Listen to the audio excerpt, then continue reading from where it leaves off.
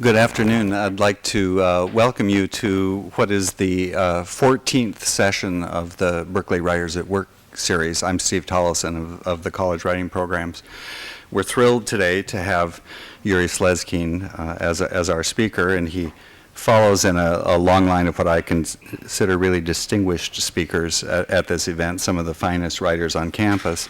I'm particularly pleased that in the audience today we have Fred Cruz, who was our third speaker in this event. I'd also like to tell you that videotapes of all of these are available at the Moffett Media Resources Center, and several of them are streamed online. I'd like to thank Alex Warren of the Morrison Room, who really helps make this event possible, and also I know you have a new name, ASUC Bookstore, but I don't know what it is. So the ASUC Bookstore over there, and there are books available for you to purchase after the event. And we're also pleased today to have our Dean Robert Holub, who will do the introductions for today. Thank you, Steve. In introducing speakers over the years, I've often had to exaggerate two things, and that is how important a specific book about that someone has written has actually been, and how much I enjoyed reading that book. But today I'm in the fortunate position of not having to exaggerate at all. I can be completely candid with you about Yuri Slezkine's book, The Jewish Century, which I read and thoroughly enjoyed. But before saying just a word about that, let me say a few things about Professor Slezkine and his career. He was educated in the Soviet Union, receiving an M.A. in Russian language and literature in 1978. In 1989, he obtained the doctorate in history from the University of Texas at Austin. Before coming to Berkeley, he taught at Wake Forest University for 3 years, I believe, and then he moved to Berkeley in 1992, moved rapidly through the ranks, and became a full professor in 1998. He has, in the short time that he's been on the faculty, received numerous awards and fellowships. Now, most of Professor Slezkine's early works focused on the Soviet Union. His book, Arctic Mirrors, published in Cornell University Press in 1994, explores the relationship between Russia and the people of the northern climes. Between Heaven and Hell, The Myth of Siberian Russian Culture from 1993 is a co-edited volume with a similar concentration, and the book In the Shadow of Revolution, Life Stories of Russian Women from 1917 to the Second World War, which Professor Slezkine co-edited and translated, situates women's experience in the momentous events of the 20th century. Now, his latest book, The Jewish Century, has been, I think he'll agree to this, the most controversial and the most popular. I know it's the most popular because after reading it, I immediately recommended it to two graduate students who were writing on German Jewish topics with me, and they went to all the bookstores in Berkeley and couldn't find a copy at all. They were all sold out and waiting for a second edition to come out, so I think one of them finally did find a copy somewhere, so it is a rather popular item.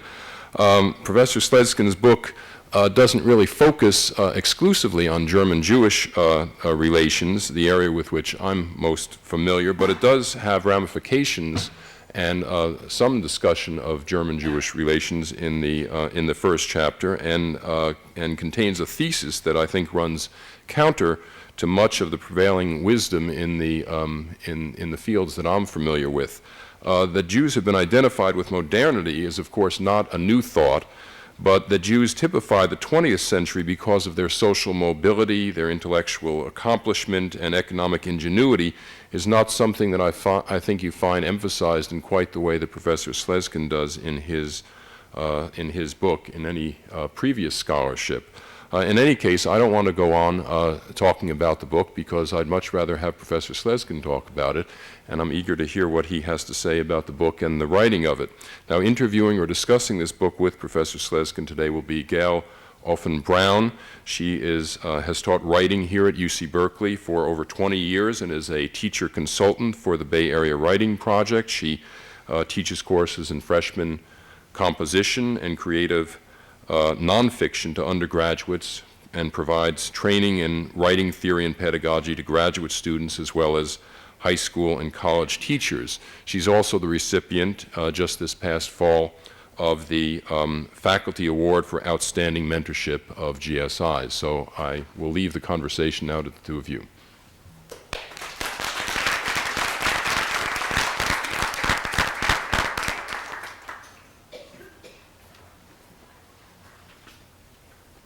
Well, thank you very much for your kind introduction. Thank you all for coming. Thank you for inviting me.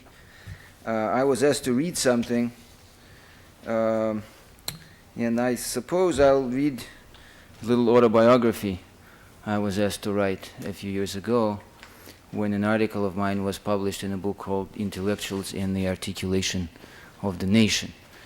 And and so they asked, the editors asked all the authors to provide little autobiographies having to do with their own experience with ethnicity.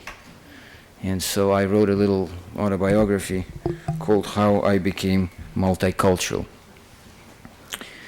So I became Soviet in 1963 when the USSR beat Czechoslovakia in the World Hockey Championship on an empty net goal by Leonid Volkov. I became Russian at about the same time and for the same reason.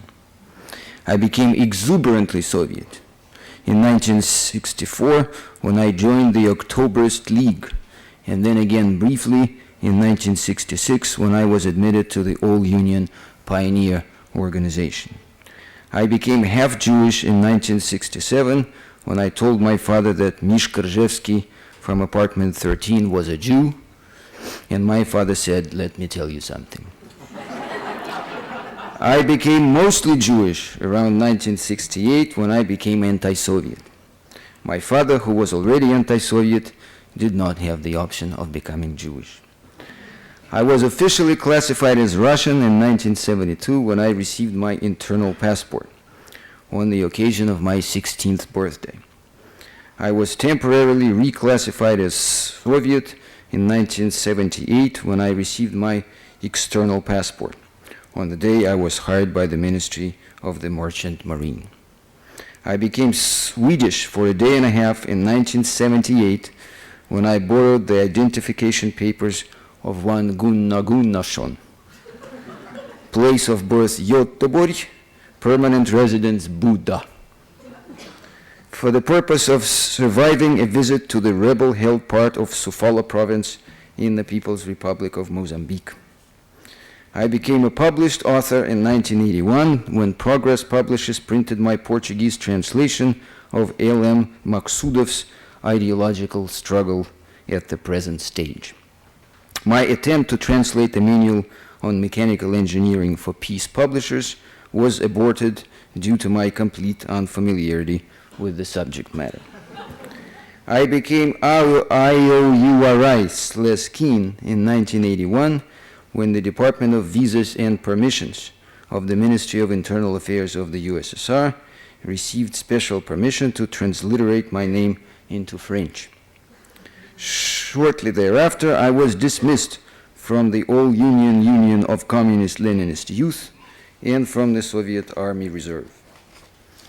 I became Portuguese in 1982 after reassuring a Lisbon immigration official that I had been in the Soviet Army Reserve because it was obligatory.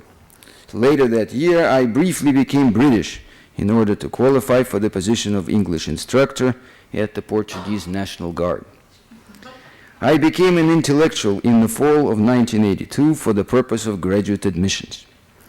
I had applied to graduate school for the purpose of legally entering the United States.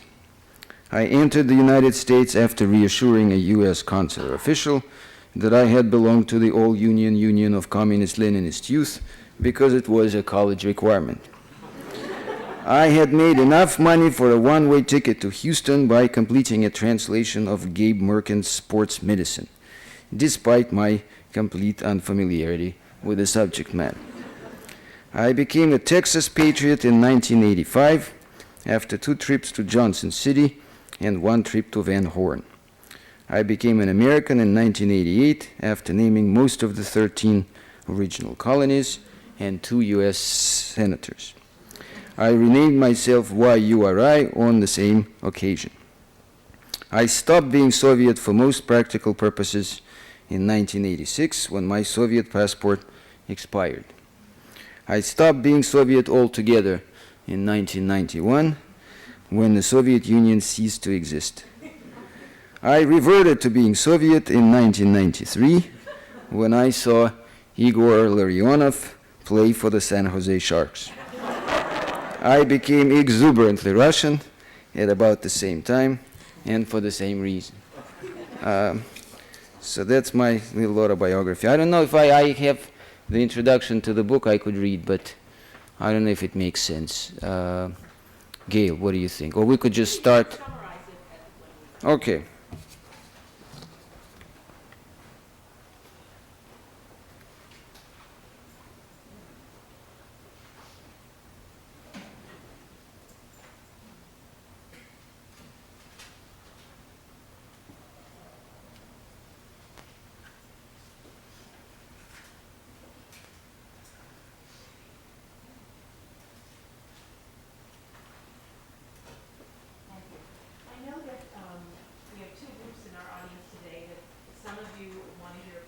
Slezkine speak about his book and some of you about his writing process, and I want to assure you we're going to do both. So I wanted to start with a two-part question. I wanted to ask you, for those in the audience who are not familiar with your book, to summarize your central argument for us, your bold thesis. And secondly, I wanted to ask you, how did this idea develop? Where did this thesis come from?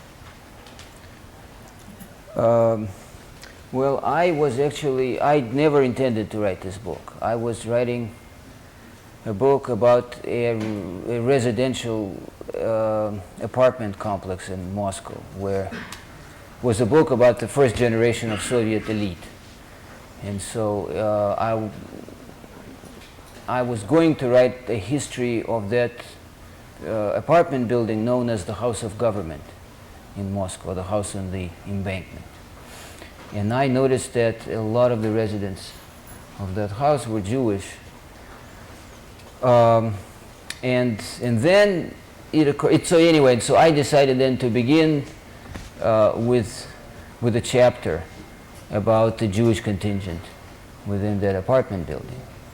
And then it occurred to me that it was interesting that most friends that I had in college in Moscow were ethnic Jews who were also proud members of the anti-Soviet wing of the Soviet intelligentsia. And most of them had communist grandparents. And my mother's mother, my grandmother, had also been a communist. And so I became interested in how the most Soviet of all Soviet citizens, the most Soviet and the most successful of all Soviet citizens, became the most anti-Soviet and still the most successful of all Soviet citizens. And so I decided to write an essay about that. And then I realized that one thing that was interesting about the Jewish contingent within that apartment building was that they were all immigrants, that they were all first-generation Muscovites, and that their Leningrad counterparts were all first-generation Leningraders. And that what I was dealing with was a migration that was much bigger than the one to Palestine and much more politically charged than the one to the United States, which was of comparable size. And then it occurred to me that those were not just three migrations, that those were three pilgrimages to three different ideological destinations that represented three ways of being Jewish, or three ways indeed of being modern in the modern world, right? The non-ethnic liberal statehood in the United States, the secular or quasi-secular ethnic nationalism in Israel, and a world without capitalism or tribalism in the Soviet Union. And so I decided then to write a little book about those three great migrations, three great pilgrimages. And then I thought that, well, I couldn't really write an essay about those three migrations without comparing them to the Jewish migrations, previous Jewish migrations, to places like Berlin, Budapest, and Vienna. And so it became a rather large book about Jews in the modern world. And then I realized, as I was reading things, doing my research, I realized that one striking thing, I mean, it was obvious as I was reading the various sources, that one striking thing about Jews in the modern world was how spectacularly successful they were at the things that, at some of the key occupations of modern societies, such as entrepreneurship, law, medicine, higher education, show business, and so on. And so then I decided to try and provide a tentative answer to the question of why they were so spectacularly successful at those pursuits. And so I ended up with a rather large book that you have here in front of you that tries to do it all. So that's the story of how it was written. Thank you. The book has a rather unusual and I think kind of a risky structure. And this, you prepare the reader for that in the introduction, where you tell us that the individual chapters are quite different in genre, style, and size, growing progressively by a factor of 2, but stopping mercifully at 4 altogether. The introduction in the first chapter total 39 pages, and the last chapter, the fourth chapter, is 167 pages. So I was wondering, did you plan the book this way? How did this come about? It's very unusual. No, that's the way it worked out. Because the fourth chapter, the long one, the one that's half the book, is really the heart of the book. It's the book that I was going to write. And the other 3 chapters are sort of long introductions, or one long introduction, if you will. Did you write that last chapter first? I was curious about that. No. I conceived it first, and then I conceived the third one, and then the second, and then the first, but I wrote them in order in which they are now in the book. Did anyone try to talk you out of the structure? I was wondering how editors and readers responded to it. They did. They wanted me to... well, some editors wanted me to get rid of the first chapter altogether. Some were not amused, and I don't know, I have 2 concepts that are important to me in the first half of the book, Mercurians and Apollonians. And some editors were not convinced by the sort of validity of those concepts and the usefulness of that argument. But I personally was persuaded of its validity and usefulness, so it's still there. And that's one reason why it was published with the university press, because I was keen on keeping my Mercurians and Apollonians in place. And then, of course, they wanted me to break up the fourth chapter. Yeah, that's what I was because it's so long. But since the way it's organized, I follow the journeys of 3 sisters, 3 daughters of Tevye the milkman from Sholem Aleicham's story that most Americans, I presume, know from the film Fiddler on the Roof. And I did not want to break up that story because I wanted to follow their trajectories from the Pale of Settlement to Palestine to New York and to Moscow. And so it possessed a kind of unity that I wanted to preserve. As a teacher of literature and writing rather than history, I was especially intrigued by the fact that you characterized your book not as within the text, not as an argument or as a history, but as a story. And so I was wondering, what does story mean to you, and why do you characterize the book in that way, as a story? Well, because that's what it is. It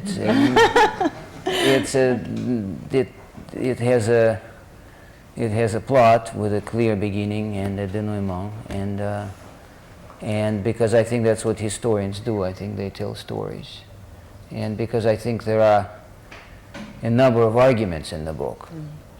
And it wouldn't have been correct to characterize the book as a sort of as a one argument, as a one argument work. So, but particularly about chapter 4, it was indeed a story of those three sisters, or rather three different stories that are related so closely as to make up one in the end.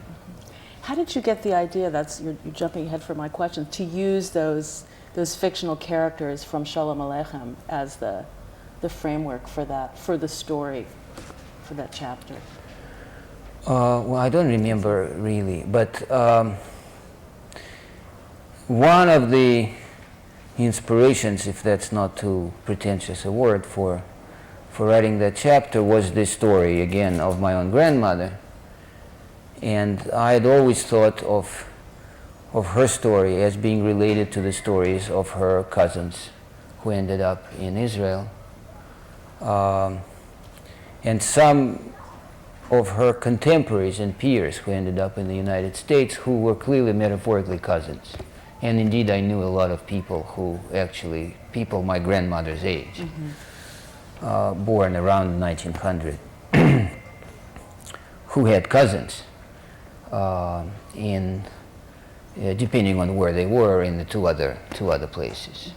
So I forget at what point I decided to use the Sholem Aleichem story as sort of the organizing device, but it made a lot of sense to me given the way I had been thinking about my grandmother's life all along. So it's, as you've just been saying, I mean, clearly your own personal connection and personal history affected the writing of the book. And I'm also wondering if the writing of the book affected your sense of your own personal identity, personal history. Of course, we've just heard about the complexity of that in your reading. I think it's the other way around. I think it's my sense of my personal identity that affected the writing of the book. One thing that I found, that I realized when I began researching this topic, or rather when I started studying history in this country, was how none of my friends or I, when we were college students, had seen anything peculiar, anything interesting or challenging about the fact that there we were, all of us anti-Soviet, and almost all of us ethnically Jewish one way or another, and in my case it was true of one half of my family. And the fact that almost all of us had communist grandparents, and that peculiar transformation, that now seems peculiar to me, didn't seem peculiar at the time.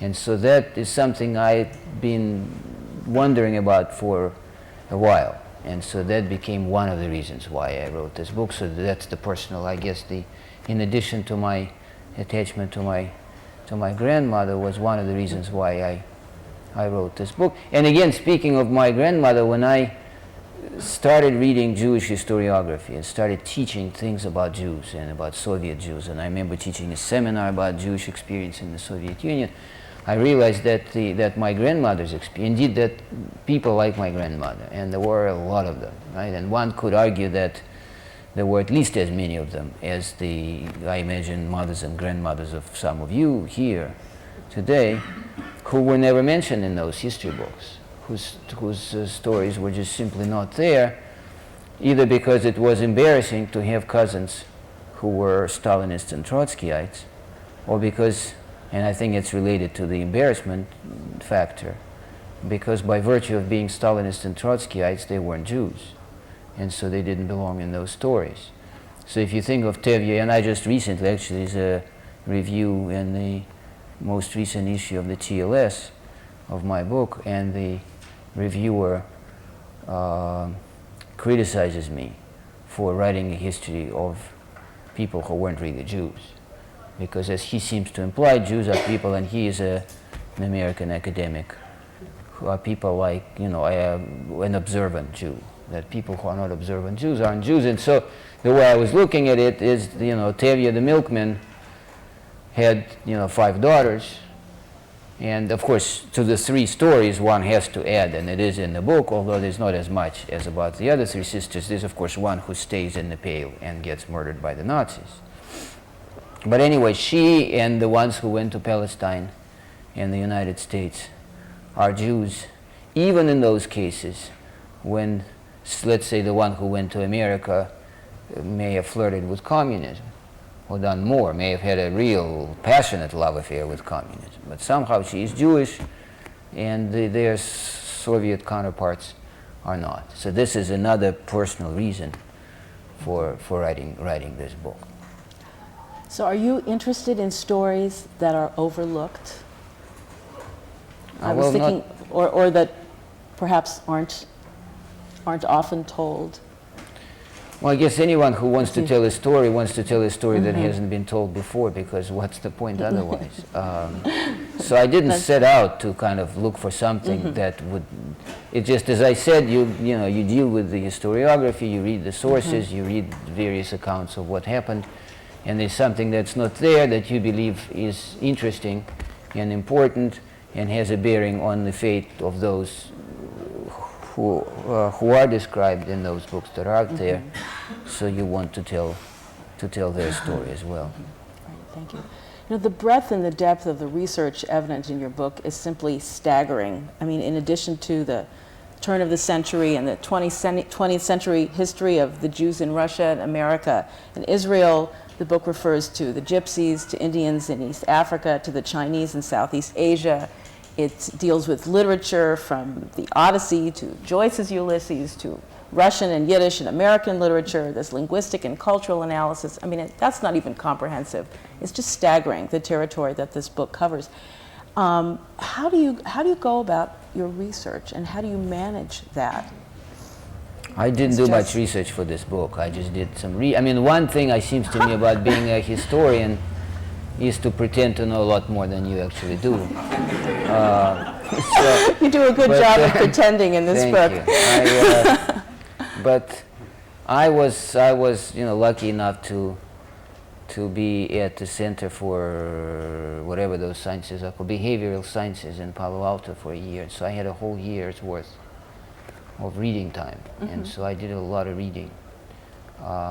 So I mean, it is, that's research, I suppose. But there's not all the primary research is something I'd done before for other projects, the actual Russian part of the story. Everything else is just reading out of curiosity, trying to make sense of the story that I was telling and trying to contextualize it related to other stories.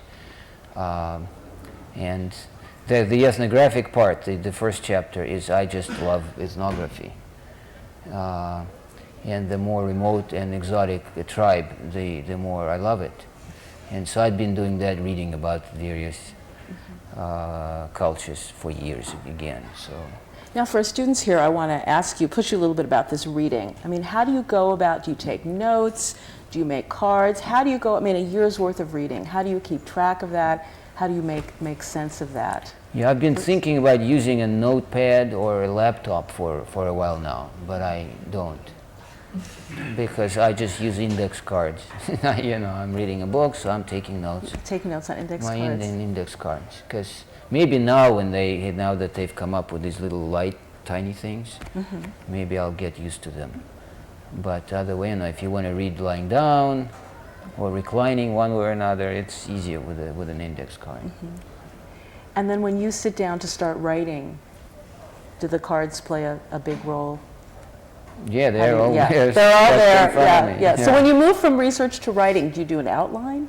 How do you make that movement from all of this reading to writing? Yeah, and I force it. There's some of my students out there. I force them to write outlines over and over. I want my students to hear that too. That's okay. Outlines. Outlines, yeah, one after another, so that I end up with outlines that are about 10 times as long as the text that I end up producing. Wow. That's really something. Can you describe your composing process to us? I mean, what does a typical writing day look like? Where are you? What do you do? Well, I guess it's like most other people's, right? I mean, I sit in front of my computer And Are you at tried- home? Are you on campus? Well, Where's that your year office? I was at the center. So I was just going to say, you sit in front of your computer, try really hard not to look out the window and get distracted by people walking by. At the center, there were deer there, and an occasional disoriented golfer.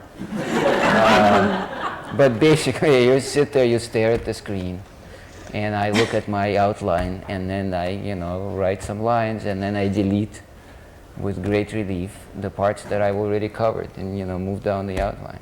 Do you set certain goals and deadlines for yourself every day, or a certain hour? How many hours do you write a day?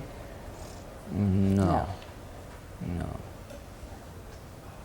Well, again, I mean, since I wrote most of this book at the center, I had to stop for lunch. And then after lunch, I had to stop for volleyball, which was a required part of my stay there. So then I had to stay a while after the game to practice my serve, because it was embarrassingly bad when I started out. And then I'd come back to the office and just sit there until I could take it no more. Couldn't stand it. How many drafts did you write of this book? Just the one. I don't rewrite things. I just, since the outline is so detailed and so long, I just write, as I say, and then I delete the part that I've already covered. And then every morning when I start writing again, I reread what I wrote the day before, and I edit it, and then I move on. So I don't. Just the one draft. So you pretty much edit as you go along. Yeah. In the introduction, in the acknowledgments, you mentioned that quite a few people who read your book, as you were working on it, you talked about ideas. So talk to us about the way, about how important those readers are to your process. Well, it's, I mean, one way to be able to sort of to get away with pretending to know a lot more than you do is to have other people help you, cover yourself. So particularly when you write about something that you don't know much about, right? And much of this book is about Jewish history, and I was trained as a Russian historian, Soviet historian, and I ended up writing about all these times and places that I had never been trained to work on. So in this case in particular, I mean, it's always a good idea, but in this case in particular, I thought I'd better show it to as many people as I could who had expertise in the numerous areas I had no expertise in. So that's what I did. And did that lead to some rewriting? Yes, to some corrections. I should have given it to another 100 people, but there was a limit, and only so many people agreed to read it, and there was a limit to how many people I knew, well enough to ask. I was having lunch with Professor Alter yesterday, and he told me that I'd made some mistake in my account of the order of chapters, I think it was, in Joyce's Ulysses, so I should have shown it to him as well. Okay. Do you have, when you write, do you have an audience or reader in mind when you're writing? Not, I mean, my graduate students, I think. I don't know, probably the graduate students. The graduate students. Yeah. Okay. How do you deal with criticism of your work? Because I know that, this work has been controversial. It's gotten some dramatic responses. How do you deal with that? Well, it depends on the kind of criticism. I remember reading one review, getting terribly angry, writing a vitriolic response, and then showing it to my wife. She crossed half of it out, and then I decided not to send the other half. So, I don't know. It depends, I guess, on how people put it. But it's better. I mean, it's a lot better to get somebody to criticize your book than for that person not to read it at all. So That's right. that's, I suppose, the proverbial bottom line. I mean, the book is beautifully written, and I'm wondering to what extent, when you're doing that crossing out in the writing, to what extent are you consciously working on the style? Do you read your writing out loud? Do you think about the sound of your sentences? Because as a reader, it seems to me, I can hear the sound of a lot of the prose. No, I don't read it out loud because I have too thick an accent. But I do read it, read it over and over again, because I do try to get the particular rhythm in every sentence. So that's the main sort of requirement for me. Mm-hmm. And then a punctuation question, which is, how do you feel about the semicolon? In one of my writing classes, we were just looking at the introduction, and my students noticed a lot of, I love the semicolon myself. My students noticed a lot of semicolons and parentheses. Right.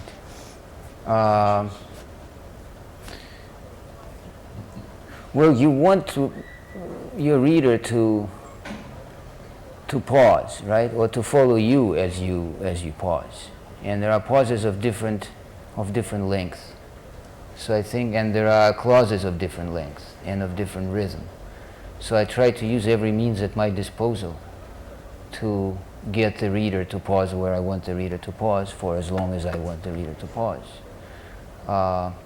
And when we speak, particularly those of you who don't have accents, right, you use intonation in a certain way. I mean, we all do one way or another. And when you write, you can't do that. And so those commas and semicolons and parentheses help you at least try to approach the vividness of the spoken word. Do you think that your style of writing has evolved in the sense, do you think the writing in this book the style is different from some of your earlier work? Probably so. I'm probably more particular about rhythm than I used to be. About rhythm. Mm-hmm. Do you know what has led to that, or it's just becoming more attentive? Yeah. It did seem to me, as I've read a number of your works, that this seemed, in that way, the rhythm was more attentive. The style was, it spoke in a different way on the page. There's such a broad range of literature in here. What writers have influenced your own writing, if any have? Well, I can't think of anyone in particular. In English, I suppose my favorite writer is Dickens, but I don't pretend to even try or begin to imitate. So maybe it has played some. I read Dickens in English. In Russian first, and then in Russian again, and then in English when I learned enough English. And but I don't think that I write like Dickens. So I don't know. I wanted to ask you about your learning English. When did you learn English? How did you learn English? Well, I started taking English when I was, I guess, about 10 or 11, 10 probably. But I didn't learn much until I started listening to the Beatles, which was when I was about, 13 probably. And the Stones, I should say, as well. And another major influence. No, I did prefer the Beatles. And so then I started listening to the BBC World Service to hear the Beatles. And then they occasionally would have the news in between the various Beatles songs. So I would listen to the news, and that's pretty much how I learned English. And I was reading Dickens at the same time. And how about writing in English? That I learned how to do in graduate school when I came to this country. If you remember my autobiography, when I was in the process of becoming American, I was actually very lucky to have a professor in graduate school who forced us to write book reviews every week. So now I inflict the same punishment on my own students. And I remember how terribly helpful it was. What were in learning to write in English, what were the greatest challenges for you in doing that, do you think? Well, not to slip into writing in Russian, I think. Well, not just because it's a different language, but also because obviously the syntax is very different, and the academic prose conventions are very different. So those are the things I had to learn and then try to unlearn, as I at some point decided that I did not want to reproduce some of the academic prose conventions in my own writing. Of course, I'm asking you this because we have so many students who are multilingual. So did you become conscious of the differences at that time? Yes, that you can't escape that, because you're writing a sentence and you try to make that sentence sound right in English, and you realize that your native language keeps interfering. Although sometimes I think it helps, the fact that it's always in the back of my mind, some Russian substratum, I suppose.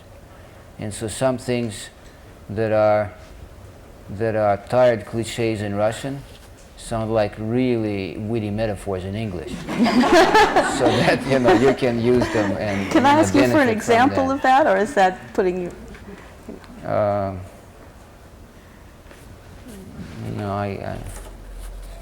I somehow it's easy for me to think of it the other way. Something like raining cats and dogs, if you say it in Russian. People A, don't understand, and B, laugh. And I can't think of it now the other way, but there are quite a few. Maybe I'll tell you when later. Okay, if you think of yeah. What do you like best about writing? I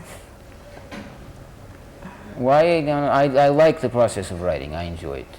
But what I like the semicolons. Semicolons, yeah. And parentheses. One of my readers, one of the colleagues whom I asked to read the book, commented on that and asked that I remove half the parentheses. But just open them and never close them. But anyway, I can't tell you. I don't know. I really do enjoy. That's my favorite part of my job. I must, of the research and writing part of my job is the writing, not the research. It's not the research, but the writing. Yeah. Right. How about proofreading? How about that process that you're talking about, where you're going over and editing and proofing? That's also very enjoyable. So you like doing that. Students, Yeah. Are you listening to that, students? What's your next project? To finish the book about the apartment building. Because it wouldn't be fair to the non-Jews in that building not to tell their story. So you're going back to that. That's great. I would like to open this up now and ask the audience. I know a lot of you have questions. What questions you have, and I'll repeat the questions for the videotape. Okay, so my question is actually a bit long, and I want to go back to your autobiography, and I was really intrigued by your use of the comment of your experience with ethnicity, and so I wanted to ask, did you become white at any point? And part of the reason that I'm asking this question is because I'd like to know where whiteness or race fits into your understanding of these three Jewish migrations and these three ways of being Jewish, and specifically, as you refer to it, the ways in which Jews have become wildly successful. And for example, you gave the entertainment industry as a field in which Jews became wildly successful. And I think this is really quite interesting to think about how race may have played a role, given the fact that many people changed their names and were thus able to not become Jewish. But it wasn't just not becoming Jewish; it was also, becoming white, essentially.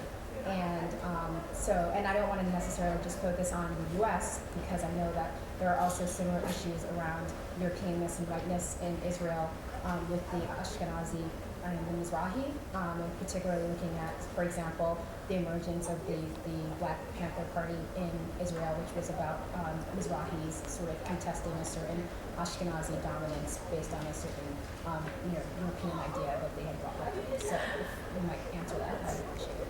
I can't repeat the whole question. That's just, I will summarize it. Did you become white at any point? Right. Question about Yes, race, I obviously. couldn't help becoming, when I was in Africa, I spent a year in Africa, and one couldn't help being white, being perceived as white. You know, whatever I thought about myself, yes, you know, Russian or Swedish or Jewish, whatever, certainly when you're in Africa, that becomes a part of your identity, being white, and in some context, perhaps the most important part of your identity. That didn't last beyond my stay in Africa, and then obviously again in this country, in some contexts, I go to some bars where most other customers are black, and so I am referred to as the white guy, and so there are times when that's what I am, but those are few, and I must say when I am asked to check my race on one of those forms, census forms or application forms, I check other usually, because most of the time white is not a culturally meaningful category for me. So I probably, in that essay, you're right in that I probably should have mentioned becoming white for a while every now and then. But when asked about my identity on those forms, I always feel like saying Russian and then maybe explaining something about the Jewish connection. But white doesn't come to mind usually. Speaking of race, more generally, that I suppose, depending on how you define the concept, would be one way to describe Jews as a tribe, right? If you use this sort of the biological criterion, the ethnic criterion, right? If a Jew is somebody who is the child of at least one Jew, particularly in my story, where sometimes there are no other criteria to use, or where that's the only one, and that was certainly is true of my mother, and to a lesser extent about my grandmother who did speak Yiddish, but certainly my mother and her generation. Then Jewishness becomes, Jews become primarily, and that's in some ways what they'd always been, a tribe, right? And depends on how you define race, but one way to define it is in tribal terms, and then the Jews I'm writing about were a race.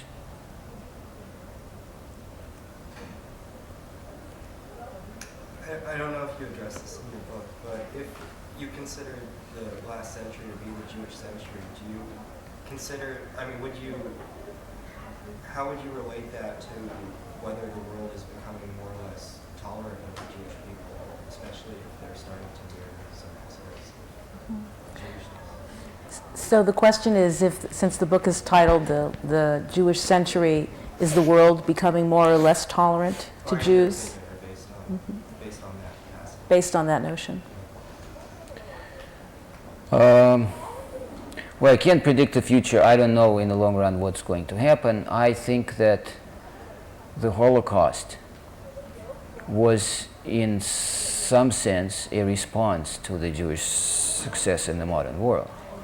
So I think it ultimately, to use my terms, depends on how successful the people I call Apollonians are at becoming Mercurians, at how successful traditional food producers, if you will, become modern.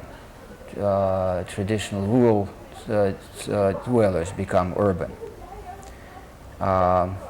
And the more successful they are, I think, presumably, the less danger there is of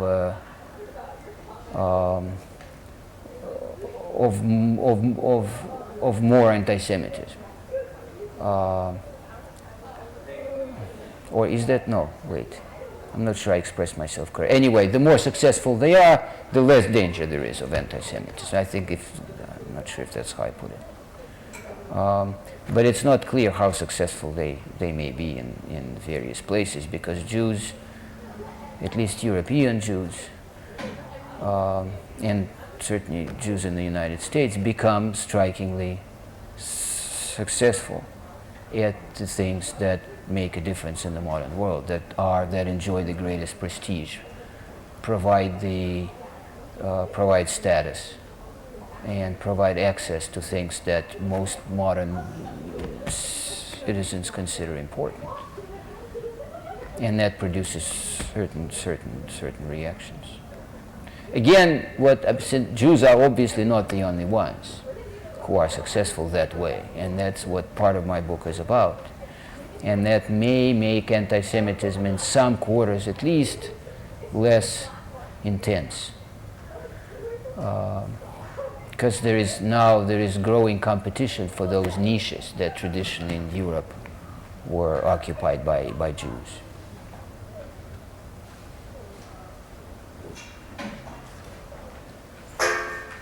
Do we have more? I have a comment and then a question regarding it. You mentioned about the Jews and whiteness. I remember distinctly, because of forms I had to fill out, that as a Jewish child, I became white in 1954 when they changed the form from, they removed Semitic category. So I no longer had to check that. So it was a paper change, because in my experience of life, everyone still regarded me as Jewish, even though I was raised as a Roman Catholic. I didn't understand all this at all when it was happening to me. I understand it better now, what it meant to be Jewish as a practicing Catholic American, white Catholic American. But I wondered, with the Jewish success, I don't know if that's an example of scapegoating, to say if that should come to that, they hated you because they're successful. Because to that part of me that doesn't own my Jewishness, I don't like successful Jews. And I particularly don't like someone who's successful who is Jewish. And I try to relate that to my own position in the world, of my own feelings toward success, domination, privilege, survival, security, and stuff like that. So I didn't know if it was good to be envied, or if it's, a sign of success to be envied, or if that goes with success, or if that's a kind of thing that is a red flag, it's dangerous to be successful. Because it leaves me ambivalent about what I want to be and how I want to be in the world. So your question is questioning the success. Yeah, and and the meaning of that. toward successful Jews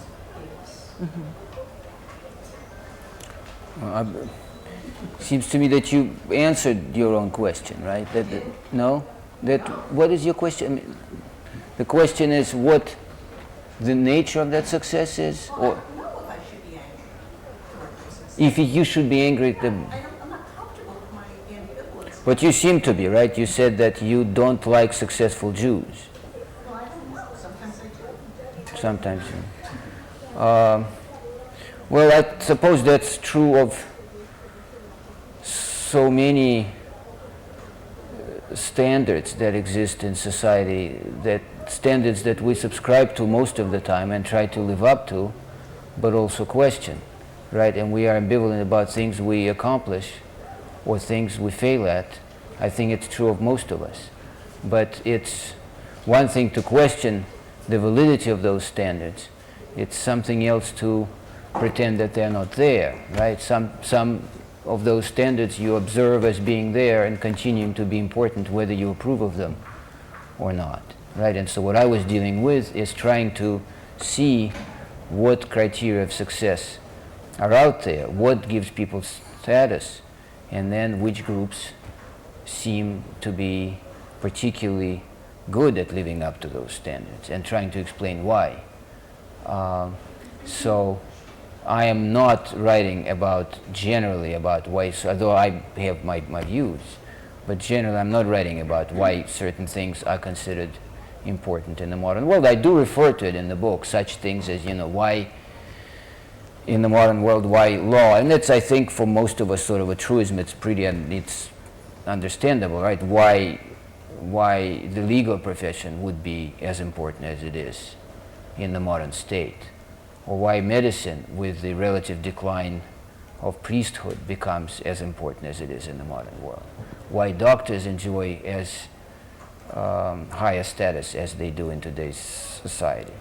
Why the entertainment industry is as all-pervasive and as important as it is today, and why it produces as many so-called celebrities as it does, and so on. So I assume some of those things, but I also describe them in the book and try to briefly explain why they are as important as they are. But the most important question for me is why Jews and some other groups traditionally engaged in certain occupations are so successful at those very pursuits that most of us willy-nilly have to either engage in or deal with in today's world. I had two questions. One was if you feel you can still write in Russian, and if you try to. I know, coming from myself from Israel, I find it now impossible to write academically in Hebrew. And the second one is what for you is the role of, say, reading theory as you're working, as you're writing, or as you're thinking about your work?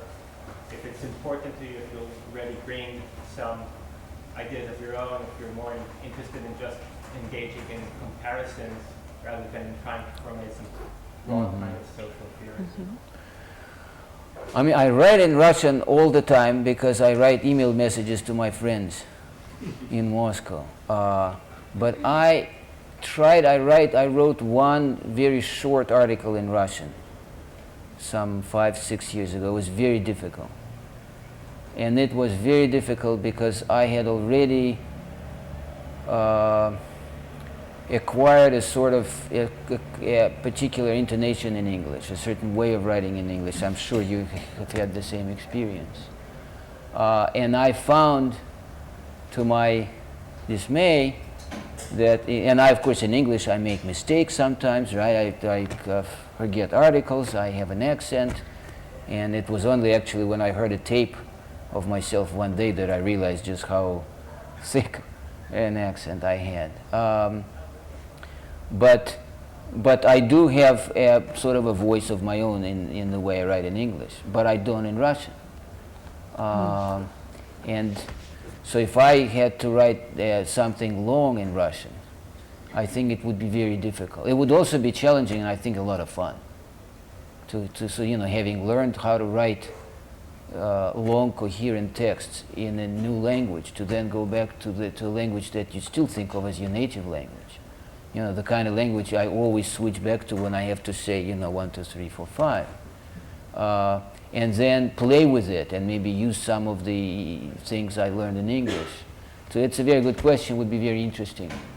And I was recently actually asked to write a comment in Russian to a collection of reviews of my book. I mean, they actually asked me to write it in English, but I decided I'll try and write it in Russian and see what happens. About theory, I don't divide my reading into theory and non-theory. I just read things that I'm curious about. And some of it could be described as theory, and some could not, and some things that do not describe themselves as theory end up being very provocative in some theoretical ways. And most things that describe themselves as theory are not that way. So I really do not approach research in those terms. I just read whatever may be of interest, may be relevant.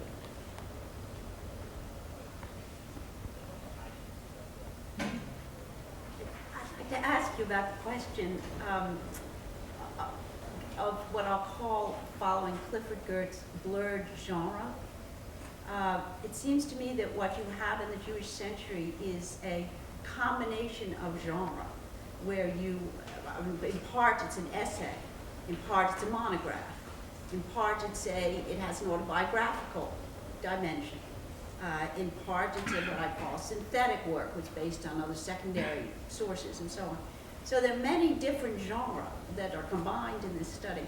And I just wonder, did you have any issues, any problems when you were writing the manuscript in moving from one genre to another? And specifically with respect to the autobiographical dimension, did this pose any special problems for you? Did you ever feel any discomfort about bringing in your own family material? Did you ever feel that it was in some way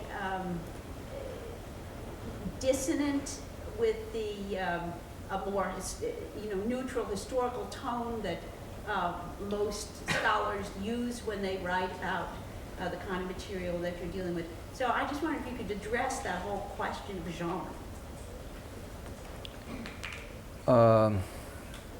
Well, as soon as I decided on the structure of the book, I knew that the 4 chapters would be very different in terms of genre, because they had very different functions within the whole and relied on different types of sources, and I was trying to do very different things. So I knew that the first chapter is sort of comparative ethnography, and that was more academic, and I thought of it as essentially ethnographic. And the second one is sort of, I don't know if you as a historical sociologist would recognize it as historical sociology, but there was one sort of term that I had in mind when I was writing it. So it was conscious in that sense, but it wasn't conscious as that I was thinking, well, how am I to do this? It seemed to be connected to the subject matter. The autobiographical part, I was acutely aware. I mean, I really, particularly in some works in anthropology, I find a lot of autobiographical elements in some of the current, not so much current, but maybe 10 years ago it was very common. I find them in bad taste, and I blush when I read it or cringe. So I was trying to not to do much of that. I mean, not to do that at all, but I did want to bring in some autobiographical elements, but keep them to a minimum and use them where appropriate, and not to be too maudlin or narcissistic, or as maudlin and narcissistic as I find some of those other writings. So, I mean, you'll be the judge if I succeeded, but since the autobiographical element was such an important part of the way I designed the whole thing, and such an important reason for writing it in the first place, that I felt it belonged there. But it's really not, that 4th chapter is not really about my grandmother, no. Right? And the part about the quote-unquote the grandchildren is not really about me, although my personal experience, of course, informed that. So I wanted to kind of introduce it every now and again, very briefly, to suggest, to hint at some things, but for those parts not to distract attention from the main story.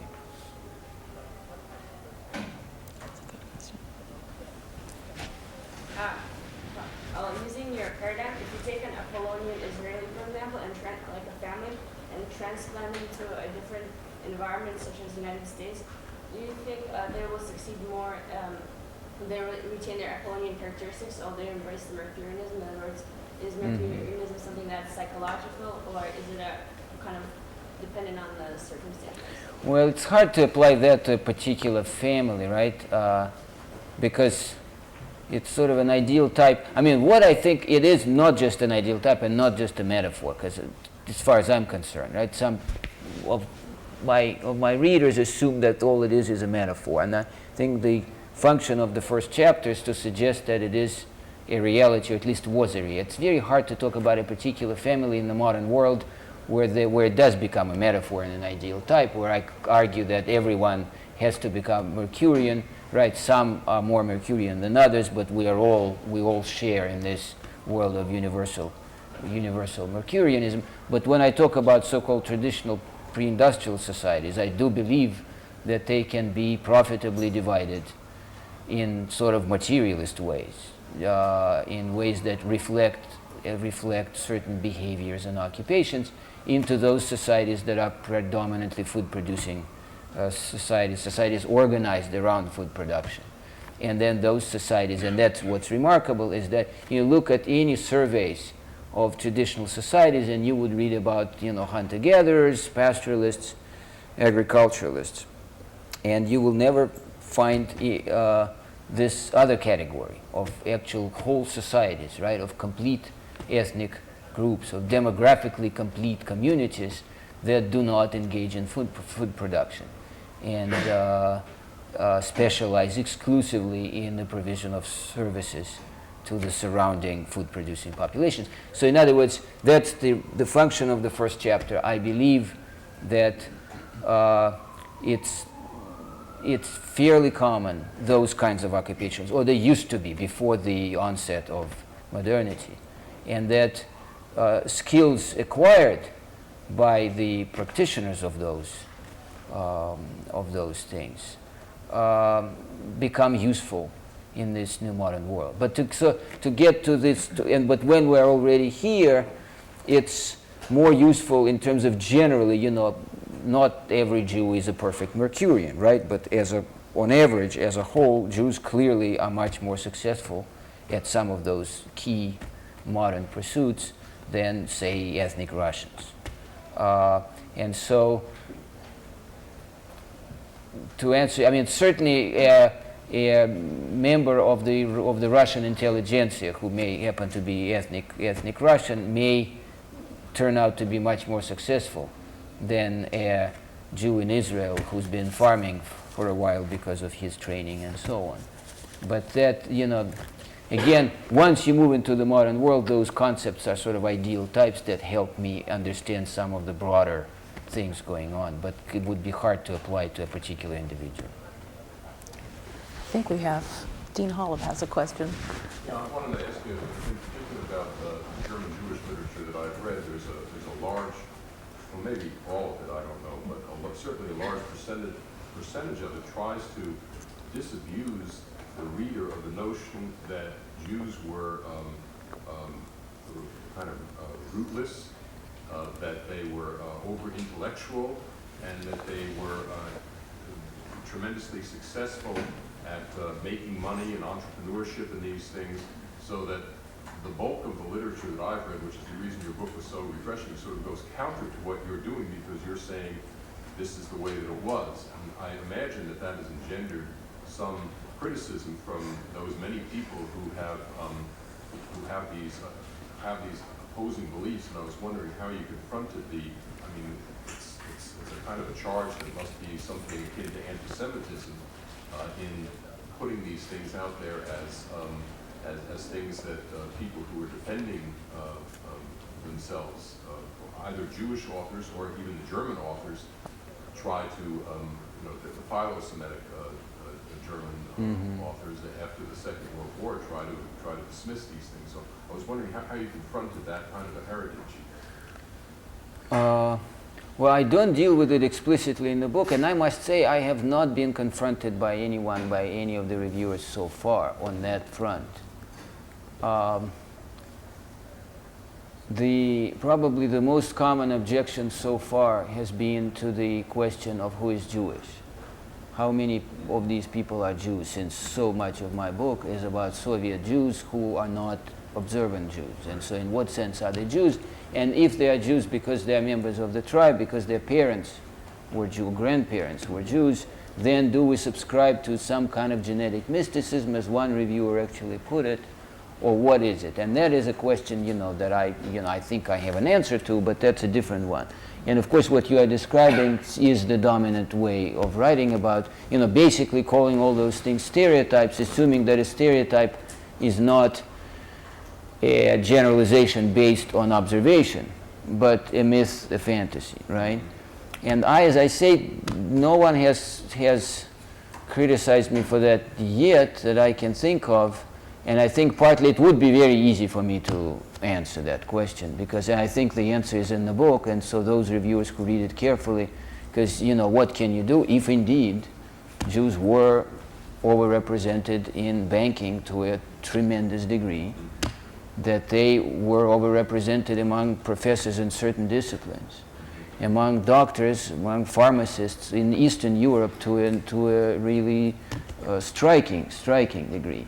And so to keep saying that there are stereotypes of the Jewish, there were stereotypes when you talk about images, about how sort of the Jewish banker was represented by Nazis among many others. That's a different question. One can do what one will with what is, after all, the reality of the existence of these Jewish bankers, Jewish professors, Jewish doctors, Jewish entrepreneurs, and with the success that they have had over the years in those occupations.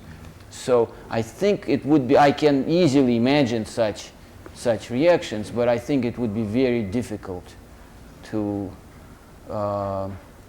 make those reactions substantive.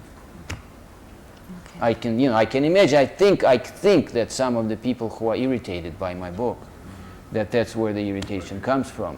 But no one has articulated it sort of explicitly and in any convincing fashion. I think it's because it's impossible to articulate in any convincing fashion. Okay. Our time is just about up. I would like to thank, where's Alex? Alex Warren, for all of his work in the Morrison Room and for his support of the Berkeley Writers at Work program. Alex, thank you. Thank you. I would like to thank Steve Tollefson, Steve, who created this Berkeley Writers at Work series and who is responsible for all of it. Thank you, Steve. I'd like to thank you all for coming, and most of all, of course, thank you, Professor Slezkine. Thank you so much.